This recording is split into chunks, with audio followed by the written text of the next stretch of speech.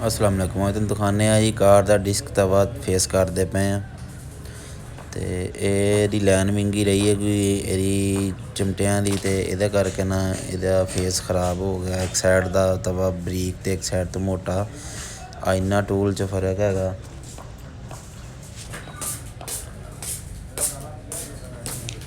ते एह् ला के देखदा पिया टूल बिल्कुल सीधा करेगा। आ जेह्ड़ी लाइन आ रही है बिच एह् फेस विंगा सीगा एह्दा ते हुण लाइन बराबर करेगा एह्दा।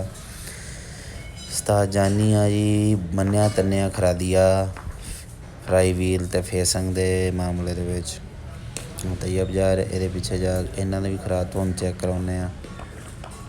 इक मशीन खोली पे एह्दी मोटर दा कोई मसला बनेआ होया ते आ कोई फ्री दे मशवरे इन्हां नूं देई जंदा ते आ खुल्ली पई इन्हां दी खराद ते दूसरी खराद इन्हां दी जेह्ड़ी छोटी चलदी पई आ ओह्दे ते इन्हां ने फ्राई व्हील फिंगर बन्नी होई आ कार आह्ली।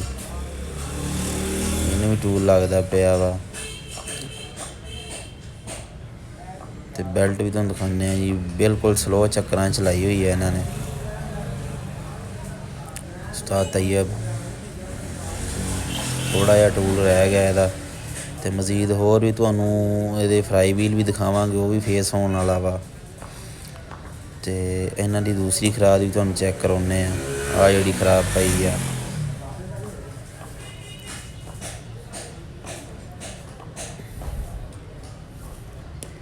तकरीबन ठीक आ एह् कम्म नेड़े लग्गा पिया ते हुण तुहानूं दिखाने आ जेह्ड़ी मोटर खराब कीती आ एह्दी कोई जस्टां ला रेहा ते आ बिच रक्खी इन्हां ने प्लेट लक्कड़ दा गुटका भी मोटर अर्थ ना करे शार्ट होए भी ते अर्थ ना करे। आ जी इद्धर तुहानूं जेह्ड़ा तवा दिखाया सी ओह् बिल्कुल फेस हो गया लाइनां ख़त्म हो गेइयां एह्दियां ते हुण जा रहे आं आस्ता इमरान भी दिखाने आं भी कैंचियां ते बुश पाउण दिया हैगा टैट करदा पिया। अपनी दुकान ते जावांगा हुण जे तुहानूं व्लॉग पसंद आवे लाइक कमेंट कर दिओ ते चैनल भी सबसक्राइब कर दिओ।